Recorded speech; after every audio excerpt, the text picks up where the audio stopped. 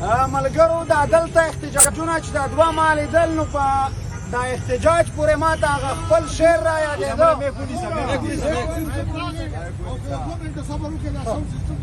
صحیح ده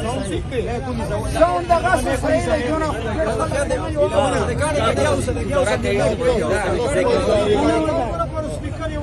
نو ما ته هغه زما خپل دوه شعرونه را یادېږي چې ای نړیوالو زور زیاتی د پاکستان نه وینئ ای نړیوالو زور زیاتی د پاکستان نه وینئ دا په وردي کې فرعونیانو نمرودیان نه وینئ او ای ملایانو په کشمیر په فلسطین ژاړئ خو ای ملایانو په برما په فلسطین ژاړئ خو دا خپل کنډر کنډر خیبر وزیرستان نه وینئ نو خبره دا ده چې دا مونږ چې ګیلې معنی کوو د پښتنو نه د پښتنو په دې دومره لوی تاریخي مرکزي ښار پېښور کې په مشر منظور پښتون ننګ ملګرو واحد په مشر منظور په یو فرد ننګ نه دی په مشر منظور پښتون ننګ په لر او بر افغان وطن کې چې څومره مظلوم او محکوم خلک دی دا پښتانه دي دا ځورېدلې خویندې میندې دي دا په دغو باندې ننګ دی په مشر منظور پښتون ننګ په هغو مشرانو سپین ږیرو ننګ دی چې د چا شملې د دې تورو مغلو په پښو کې پرېوتې او د هغو سرونه یې غوڅ کړل د باندې یې کاغذونه پرې ولیکل چې د دې جنازه به د دې وخت پورې نه پورته کوئ نو خپل اولادونه به د خپلو شهیدانو پلارانو نه د شرمه په هغه وخت کې داسې فضا جوړه وه چې په څنګ به تېرېدل په منظور ننګ په هغو خویندو میندو ننګ دی چې د خپلو ورکو خاوندانو وروڼو پلارانو په انتظار له لسو کالونو یو بل دیوال ته اوښکې تویوي د هغو په انتظار ناستې دي نو په منظور باید نن پښتانو ننګ کړی وای منظور څه غواړي منظور د دې پښتون ولس دپاره ژوند غواړي امن غواړي پښتون ژغورنې غورځنګ ملګرو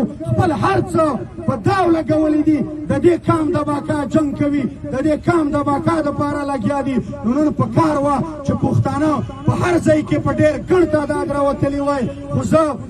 دا زمونږ بدقسمتي ورته ویلی شي چې دلته مونږ لګیا یو د خپلو پښتنو غم کوو او زمونږ سره په خوا کې هم د دغې خاورې هم د دې وطن وګړي لګیا دي د کشمیر دپاره غږ پورته کوي مونږ د هر مظلوم ملګري یو خو البته اول ځان دی بیا جهان دی وایي په حقه هېڅ ګیره له دار او له زنځیر مه کوه مړ شه قیدي شه غلامي دې په ضمیر مه کوه ما له د خپلو کونډو پورو تپوس نه دی کړی زه مخکې تېر شه ما ته ذکر د کشمیر مه کوه پکار ده چې مونږ د خپلو مظلومو خویندو میندو د هغو تور سرو دلو پټو تپوس وکړو د خپل کنډر کنډر پښتونخوا وطن تپوس اول وکړو بیا به د هغې نه د نورو مظلومانو په غم ژاړو نو زما خواست دی ملګرو چې که مونږ